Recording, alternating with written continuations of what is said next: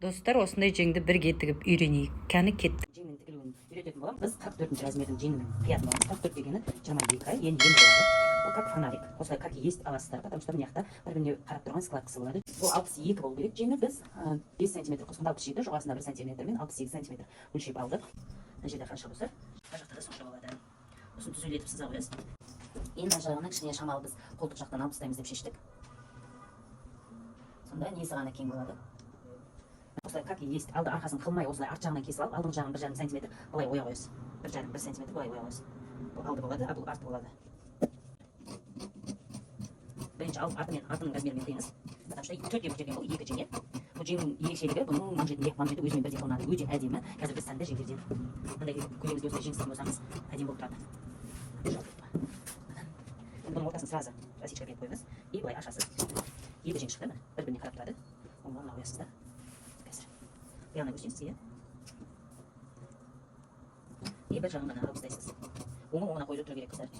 Если болмайды, бүктеп қиған болсаңыз, атлас кішкене сырған болды, ничего страшного, оны не деп тастай саласыз.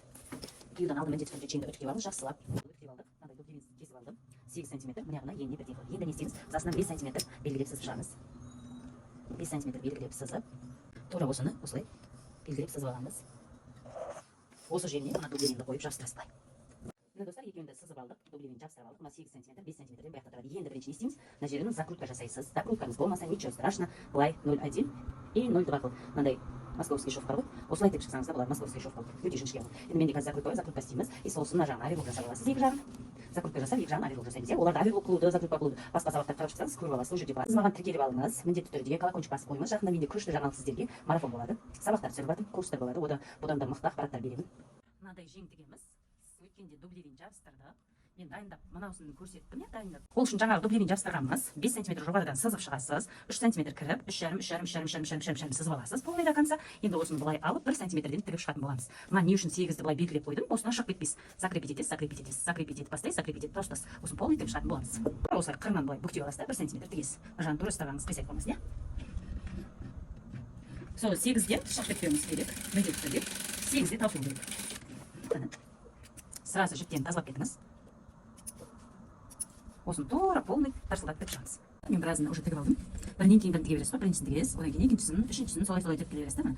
Ақырлап қалдық, ақыр жағын көрсетейін дедім. Осылай жаңа сызып алған қырын қыласыз, астын бірдей ұстап аласыз. 1 см-ден шықпай сызып тігіп шығасыз. Енді 1 см точно тіге алайын десеңіз, сызып алып болмаса қолды бүктеп алғаныңыз тұрса, мен просто мынаның несіне қарап тіге беремін 1 см. Бір кепті болып шығу керек. Ешқандай артық болмау керек, бірінен бірі үлкен, бірі қысқа болмау керек, бәрі 1 см-ден болу керек. Осын полностью тігіп аласыз.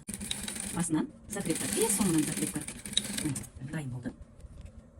Басын аяғын жақсылап не қыласыз. Енді бұны қалай үтіктейміз деген мәселе болады ғой. Қалай үтіктейміз бұны деген. Екі жағына бұлапқа қарап қоясыз да. Мына кішкене тартып біраз теп-тегіс. Бүйтіп үтіктеп баспайсыз. Бүйтіп парит етесіз. Бүйтіп парит етесіз.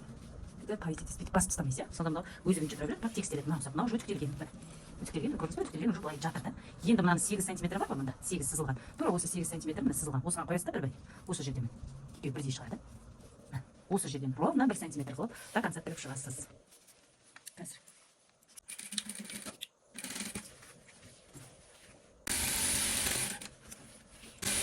И басына закрепка бересіз. Енді үтіктелді.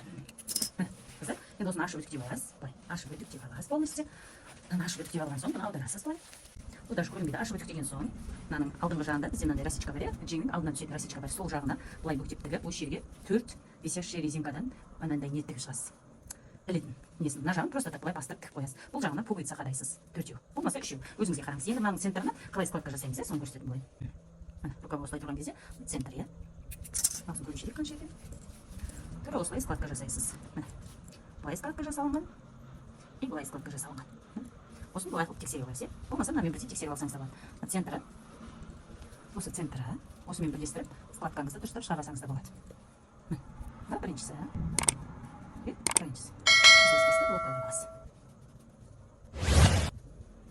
Біріншісі кетті. Енді екіншісі осылай. Бұл екіншісі мына жерге дейін. Екі складкаңыз дайын. Бұлавқаға да аласыз. Мына жағында тура солай істей алсаңыз да болады. Точно шығады сонда. Екі жағының складкасы бірдей болып шығады. Мына жерден складка жасайсыз. Қазір. Мына жерді белгілеп қосылай. Үш жерден складка жасаймыз.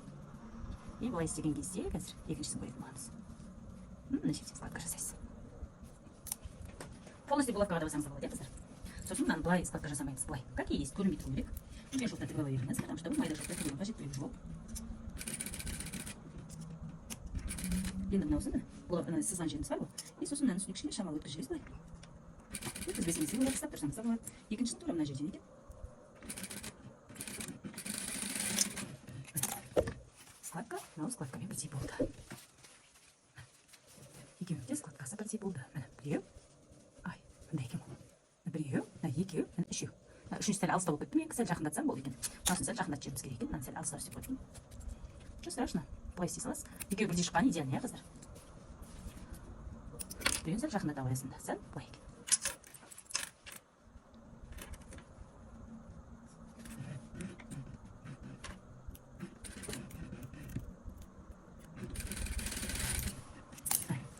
Осылай, все, дайын болды. Енді мына жағына петелька қоямыз қазір. И сонымен дайын болады. Былай, иә. Осылай тұрған кезде мына 8 см мына жерден болу керек бізде. Осы жерден. Мына осы жерден 3 болмаса 4 істейміз, иә. Мына жерден біреу болу керек. И мына жерден біреу болу керек. Міне. Осы 4 штукке нені істеп қоямыз. Мына дайын петельный резинкалардан резиновый петля болады. Бұны былай тігеміз қазір. Мынаны өзін былай қайырып аламыз 1 сантиметрде. Осыған былай қойып шығамыз. Үстіне қойып шығасыз прям. Бұны үстін жабамыз, қыздар, жаппасақ болмайды. Әдемі шыға алады.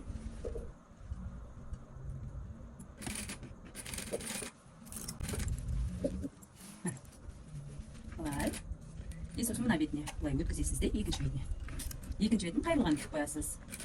Екінші беті просто так қайырып тұра береді, қыздар, потому что бұл бетінде пол бетсе болады. Мына бүктелген жеріне дейін келді. Міне. Осылай тұрады, мына жаққа петелька бүйтіп түймелер қаралады. Оң жақта былай тұрады. Өте әдемі тұрады. Мынаның үстіне кәдімгі өзінің материалынан былай қаптап тігіп қоямыз, былай бетін жауып, былай. Түсіндіңіз, иә? Енді бұй матадан емес, басқадан тігіп қоямыз. И рукаваны кәдімгідей қондыра бересіз. Мына центріне қойып аласыз да, көйлегіңізге. Мына центрінде тұрады, былай, қойып тастайсыз, әдемі класс дайын болады. Ол өте интересный. Көйлекте қалай тұрғанын көрсететін ол.